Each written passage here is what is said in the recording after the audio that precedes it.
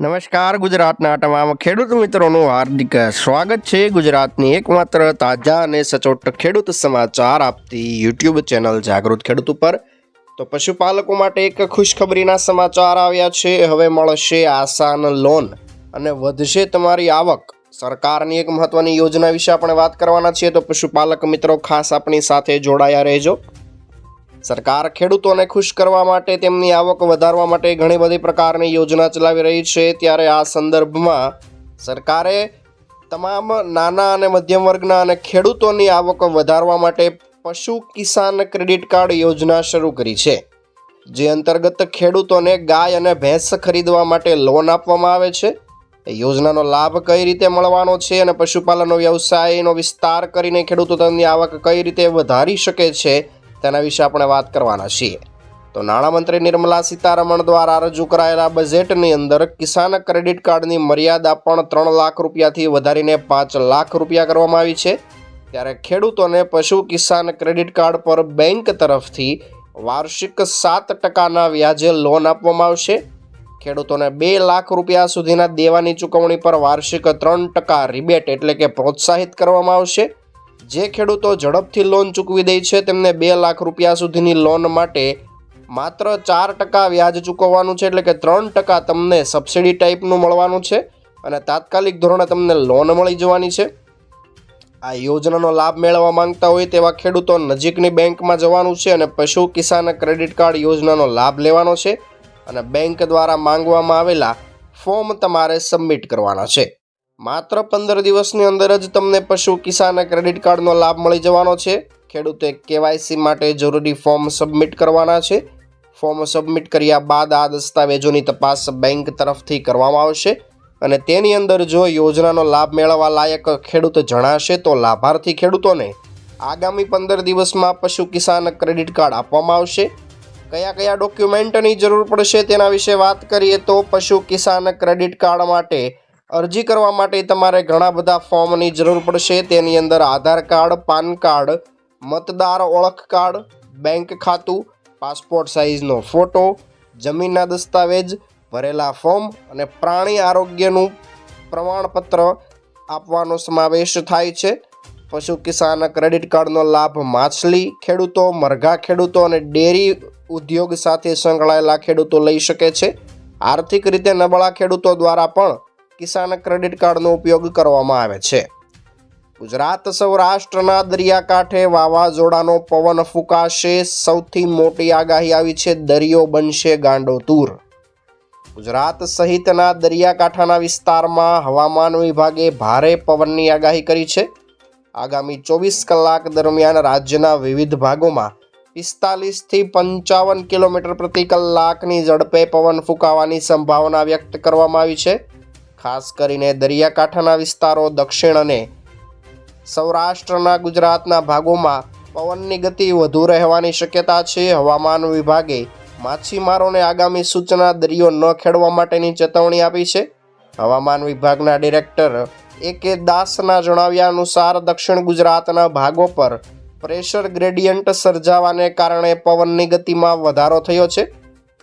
ગત રોજ પણ રાજ્યમાં 35થી 40 કિલોમીટર પ્રતિ કલાકની ઝડપે પવન ફૂંકાયો હતો અને આજે પણ મધ્ય ગુજરાત અને દક્ષિણ ગુજરાતમાં વહેલી સવારથી જ ઝડપી પવન ફૂંકાઈ રહ્યો છે। દિવસ દરમિયાન પવનની ગતિ 40થી 55 કિલોમીટર પ્રતિ કલાક સુધી પહોંચી શકે છે। પવનની દિશા ઉત્તર પૂર્વ અને પૂર્વ તરફ હોવાથી આવનારી 24 કલાકમાં તાપમાનમાં પણ 2 થી 3 ડિગ્રી સેલ્સિયસ વધારો થશે અને જેના કારણે ગુજરાતવાસીઓને ઠંડીમાંથી રાહત મળશે અને થોડો ઘણો ગરમીનો અનુભવ થશે। પવનની ગતિ વધુ રહેવાને કારણે ગરમીની અસર આંશિક રીતે ઓછી થઈ જશે। છેલ્લા 24 કલાકમાં સૌરાષ્ટ્ર કચ્છના ભાગોમાં ઉત્તર દિશા તરફથી પવન ફૂંકાવાને કારણે નલિયાના તાપમાનમાં 1 ડિગ્રી સેલ્સિયસ ઘટાડો થયો છે। નલિયાની અંદર રાજ્યનું સૌથી ઓછું તાપમાન 7.6 ડિગ્રી સેલ્સિયસ નોંધાયું હતું અને અન્ય મોટાભાગના જિલ્લામાં લઘુત્તમ તાપમાનમાં 1 થી 2 ડિગ્રી સેલ્સિયસનો વધારો થયો છે। હવામાન વિભાગે લોકોને સાવચેત રહેવા અને દરિયાકાંઠાના વિસ્તારોમાં ખાસ કરીને તકેદારી રાખવાની સૂચના આપી છે। માછીમારોને ખાસ કરીને કહેવામાં આવ્યું છે કે દરિયામાં ન જશો, સલામત સ્થળે રહેવા માટે તાકીદ કરવામાં આવી છે। હવામાન નિષ્ણાત અંબાલાલ પટેલની આગાહી અનુસાર આગામી 2 દિવસ પવનની ગતિ વધુ રહેશે. મધ્ય ગુજરાતના ભાગોમાં પવનની ગતિ 15 કિલોમીટર પ્રતિ કલાકની રહેશે. ઉત્તર ગુજરાતના ભાગોમાં પણ પવનની ગતિ 15 કિલોમીટર પ્રતિ કલાક રહેવાની શક્યતા રહેલી છે. તો જૂનાગઢના ભાગોમાં પવનની ગતિ 12 થી 15 કિલોમીટર પ્રતિ કલાક રહેશે. દક્ષિણ ગુજરાતના ભાગમાં પવનની ગતિ 16 કિલોમીટર પ્રતિ કલાક રહેશે અને કચ્છના ભાગમાં પવનની ગતિ વધુ રહેશે. રાજકોટ સહિત વિસ્તારમાં પવનની ગતિ 15 કિલોમીટર પ્રતિ કલાકની રહેશે અને 8, 9 અને 10 તારીખે તાપમાનમાં વધારો થશે. પોસ્ટ ઓફિસની ખાસ યોજના આવી છે મિત્રો. મહિલાઓ માટે 2 વર્ષમાં લખપતિ બનવાનો સુનેરો અવસર આવ્યો છે. મહત્વની એક યોજના વિશે આપણે આજે વાત કરવાના છીએ મિત્રો.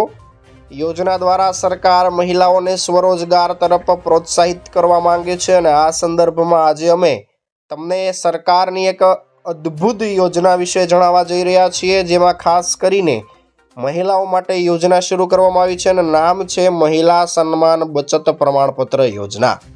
આ યોજનાનો એકમાત્ર ઉદ્દેશ મહિલાઓને બચત અને રોકાણ કરવાથી મળતા લાભ વિશે જાગૃત કરવાનો છે. આ યોજનાની સૌથી ખાસ વાત એ છે કે તેમાં રોકાણ કરવાથી મહિલાઓને સારું વળતર મળે છે અને રોકાણના પૈસા સંપૂર્ણપણે સુરક્ષિત છે.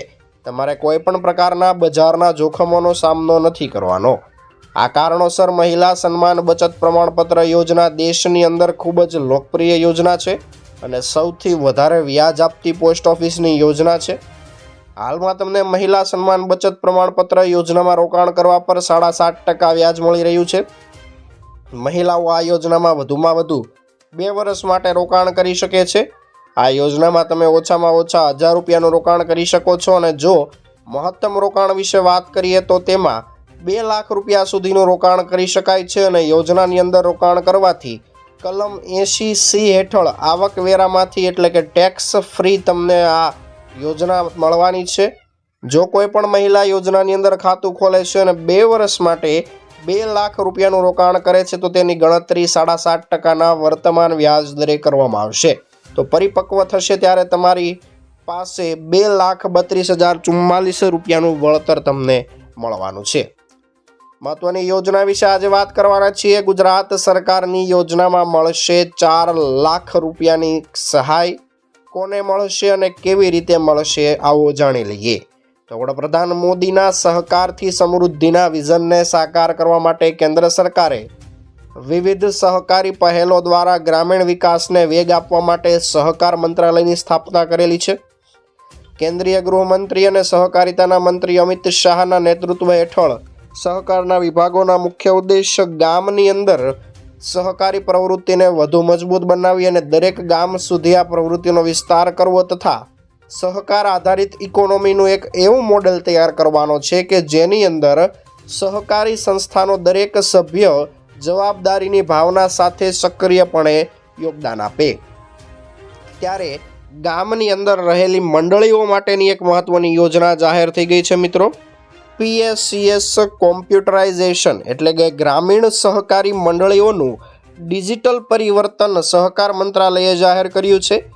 તમામ પ્રકારની પ્રાથમિક ખેતી વિષયક ધિરાણ સહકારી મંડળીઓને એક યુનિફાઈડ એન્ટરપ્રાઇઝ રિસોર્સ પ્લાનિંગ એટલે કે એક મહત્વનું ડિજિટલ પ્લેટફોર્મ બનાવવામાં આવશે કે જ્યાં જેવી રીતે તમામ સરકારી અને private bank reserve bank of India સાથે સંકળાયેલી છે તેવી રીતે આ તમામ પ્રકારની મંડળીઓને સાંકળવા માટે એક નવું પ્લેટફોર્મ બનાવવામાં આવી રહ્યું છે. આ પહેલ મંડળીઓને સહકારી બેંકો અને જિલ્લા કેન્દ્રીય સહકારી બેંકોના માધ્યમથી રાષ્ટ્રીય કૃષિ અને ગ્રામીણ વિકાસ બેંક સાથે જોડી રહી છે. ગુજરાત જેમાં અગ્રેસર છે મિત્રો. 5,754 મંડળીઓનું કોમ્પ્યુટરાઇઝેશન ટૂંક જ સમયમાં ગુજરાત રાજ્ય પૂર્ણ કરવાનું છે. મોદીના સહકારથી સમૃદ્ધિના વિઝનને સાકાર કરવા ગુજરાત પ્રતિબદ્ધ છે. 2023-24થી રાજ્યમાં આ કોમ્પ્યુટરાઇઝેશન યોજના અમલમાં આવી ગઈ છે અને તબક્કાની અંદર રાજ્યની 5,754 મંડળીઓ કોમ્પ્યુટરાઇઝેશન થવા જઈ રહી છે અને ટૂંક જ સમયમાં પૂર્ણ થઈ જશે. આગામી સમયમાં રાજ્યની તમામ મંડળી સંપૂર્ણપણે ડિજિટલ થઈ જશે. ડિજિટલ કરવાની યોજના અંતર્ગત મંડળીને તમામ હાર્ડવેર જેમ કે કોમ્પ્યુટર, પ્રિન્ટર, ભૌતિક નેટના સાધનો, biometric scanner, camera, UPS system, inverter, software તમામ પ્રકારની સુવિધા સરકાર તરફથી આપવામાં આવશે અને તમામ પ્રકારની માહિતીનું ડિજિટલાઇઝેશન કરવામાં આવશે અને એક વ્યાપક સપોર્ટ સિસ્ટમની સ્થાપના કરવામાં આવશે. અત્યાર સુધીમાં તમામ મંડળીઓને હાર્ડવેરનું વિતરણ થઈ ગયું છે, જેમાં 2900 કરતાં વધારે મંડળીઓ ટૂંક સમયમાં લાઈવ થઈ જશે. ઘણા બધા ફાયદા છે મિત્રો આના. મંડળીની કામગીરીની ઝડપ, પારદર્શિતા અને જવાબદારી વધારશે અને મંડળી સ્તરે સભ્યોને આપવામાં આવતી ક્રેડિટ અને નોન ક્રેડિટ સેવામાં પણ સુધારો થશે. આ ઉપરાંત મંડળી દ્વારા નાણાકીય અનિયમિતતાઓને સમયસર અટકાવી શકાશે. મંડળીના સ્ટાફની કાર્યક્ષમતામાં પણ વધારો થશે. સભ્યો માટે નાણાકીય સમાવેશ અને વ્યવસાયની તકોનો વ્યાપ વધશે અને આંગળીના એક જ ટેરવે તમામ પ્રકારની માહિતી મંડળીના સભ્ય એટલે કે ખેડૂતોને ઉપલબ્ધ થઈ જવાની છે. વધુ એક મહત્વના સમાચાર આવ્યા છે ખેડૂતોના દેવા માફને લઈને. 40 લાખ ખેડૂતોની લોન માફ કરવામાં આવી છે. તેલંગાણાની કોંગ્રેસ સરકાર દ્વારા ખેડૂતો માટે એક હિત નિર્ણય લેવામાં આવ્યો છે. જ્યાં ખેડૂતો મિત્રો આગામી 15મી ઓગસ્ટની સમયસીમા પહેલા ખેડૂતોનું દેવું માફ કરવામાં આવશે. 31,000 કરોડ રૂપિયાની કૃષિ લોન માફ કરવાના નિર્ણયને મંત્રીમંડળ દ્વારા મંજૂરી આપી દેવામાં આવી છે અને ત્યારબાદ કોંગ્રેસ નેતા રાહુલ ગાંધીએ ટ્વિટર પર પોસ્ટ કરીને જણાવ્યું છે કે જે કહ્યું એ કરી બતાવ્યું અને આ જ અમારી નિયત છે.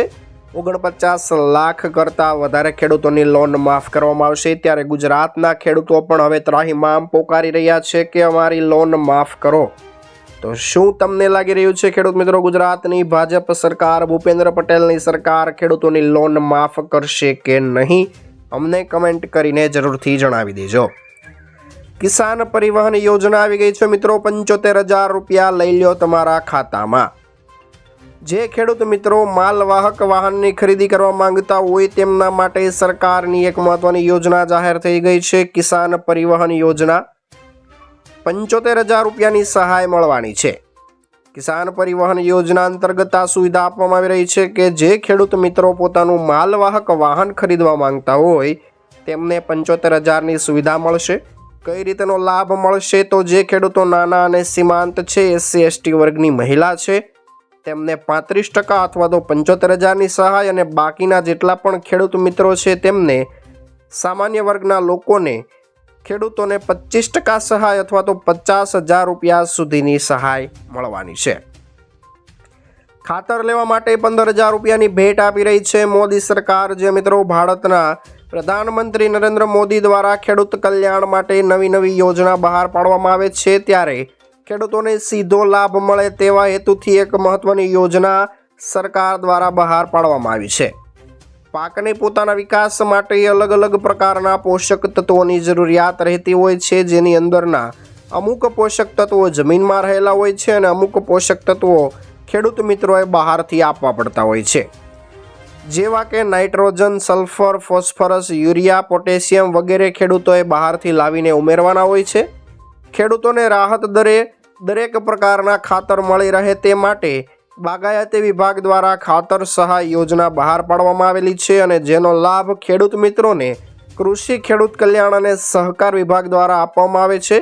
ખાતર સહાય યોજનાનો લાભ મેળવવા માટે તમારે ઓનલાઈન એપ્લિકેશન આઈ ખેડૂત પોર્ટલ પરથી કરવાની છે અને બાગાયતી વિભાગ દ્વારા એક ચોક્કસ પાત્રતા નક્કી કરવામાં આવેલી છે. તે પાત્રતા અંતર્ગત ખેડૂત મિત્રોને પસંદ કરીને તેમના ખાતામાં સીધી સહાય આપવામાં આવશે.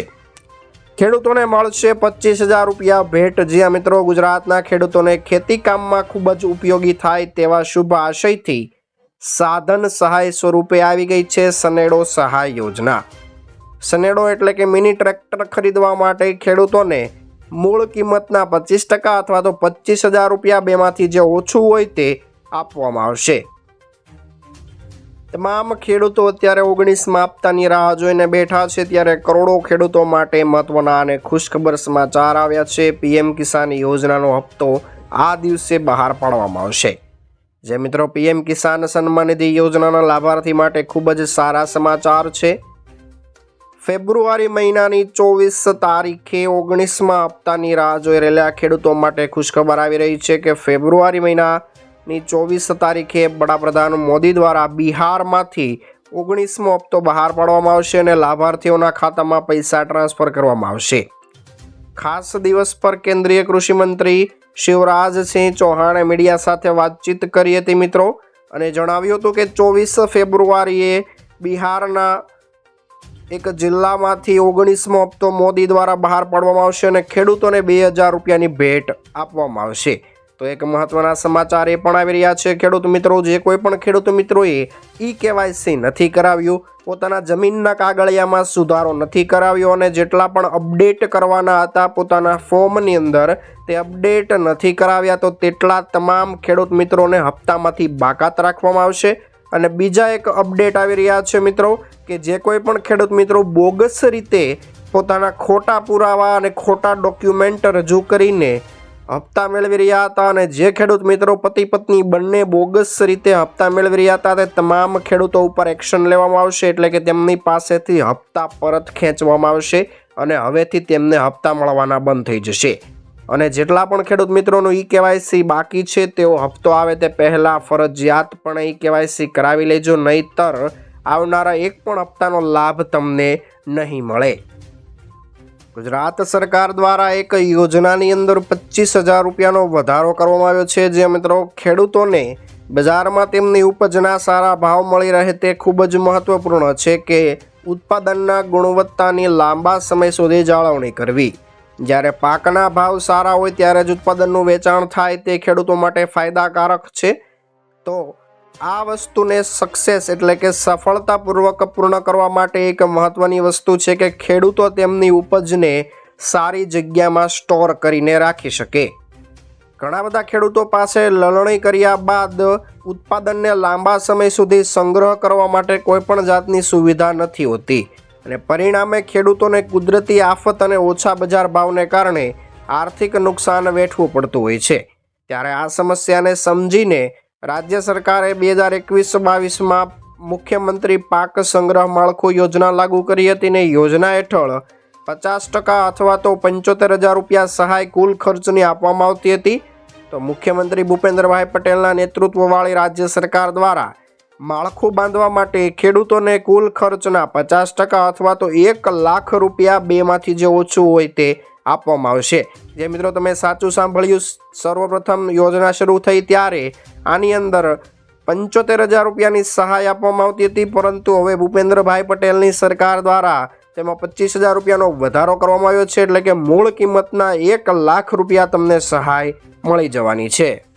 તમારા ઘરમાં જો આ 5 વસ્તુ હોય તો અત્યારે જ સરેન્ડર કરી દેજો તમારું રેશન કાર્ડ।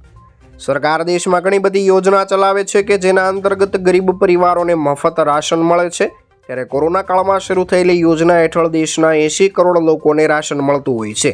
આમ તો આ યોજના જરૂરિયાતમંદ માટે છે, પરંતુ લાલચમાં આવીને ઘણા બધા લોકો આને લાયક ન હોવા છતાં પણ પોતાનું કાર્ડ બનાવીને મફત રાશનનો લાભ લઈ રહ્યા છે। જો તમે પણ આમાંના એક જ છો તો સતર્ક થઈ જાઓ, કારણ કે સરકાર રેશન કાર્ડ ધારકોની ચકાસણી કરી રહી છે અને આમાં પકડાવા ઉપર દંડ અને જેલ બંને થઈ શકે છે। વાત કરીએ તો રાશન કાર્ડ બનાવવાના અમુક નિયમ હોય છે, પરંતુ ઘણા બધા લોકો મફત રાશનની લાલચમાં આવીને નિયમો અને યોગ્યતાનું પાલન નથી કરતા અને બોગસ રીતે રેશન કાર્ડ બનાવીને મફત રાશનનો લાભ લે છે। પરંતુ હવે સતર્ક થવાની જરૂર છે। સરકાર આની તપાસ કરી રહી છે, કયા એના ક્રાઇટેરિયા છે, કઈ પાત્રતા છે કે તમે રેશન કાર્ડને લાયક નથી। મિત્રો, જો તમારા ઘરમાં કાર, ટ્રેક્ટર જેવા 4 વ્હીલ સાધન છે, તમારા ઘરમાં ફ્રીજ, AC કે વોશિંગ મશીન જેવી લક્ઝરી ચીજવસ્તુ છે, તમારી વાર્ષિક આવક ગામમાં રહીને 2 લાખ રૂપિયા અને શહેરમાં રહીને 3 લાખ રૂપિયાથી વધુ છે, તમારા ઘરમાં કોઈ લાયસન્સવાળું હથિયાર છે અને તમે ઇન્કમ ટેક્સ રિટર્ન ભરો છો તો પણ તમે રેશન કાર્ડ નથી રાખી શકતા। નોકરી કરતા લોકોએ તો ખાસ દૂર રહેવું મિત્રો। ઘરમાં કોઈની પણ પાસે સરકારી નોકરી હોય તો પરિવારને રેશન કાર્ડ માટે અયોગ્ય ગણવામાં આવે છે। તમે ઇન્કમ ટેક્સ ભરો છો, ફ્રીજ, AC જેવી લક્ઝરી ચીજ વસ્તુ વાપરો છો તો પણ તમે અયોગ્ય છો અને સારું રહેશે કે તમે જાતે જ પોતાનું રેશન કાર્ડ સરેન્ડર કરી દો। લોજિસ્ટિક વિભાગના એટલે કે પુરવઠા વિભાગના નિયમ અનુસાર તમારી પાસે 100 યાર્ડથી વધારે ઘર કે જમીન છે તો તમે રેશન કાર્ડ માટે યોગ્ય નથી। તમે આમાંથી કોઈ પણ ચીજ રાખો છો તો સારું રહેશે કે પોતાનું રેશન કાર્ડ તમારા જિલ્લાના લોજિસ્ટિક વિભાગમાં જમા કરાવીને પોતાની નામ કમી જાતે જ કરાવી લેજો અને જો સરકાર દ્વારા તપાસમાં તમારું નામ હાથમાં આવશે તો તમને લાંબા સમયની જેલ અને દંડ ભરવાનું બંને સજા થઈ શકે છે। તો આ હતા આજના મુખ્ય સમાચાર। નવા સમાચાર સાથે ફરી એકવાર મળીશું, ત્યાં સુધી જોતા રહો યુટ્યુબ ચેનલને। જય કૃષિ વિજ્ઞાન।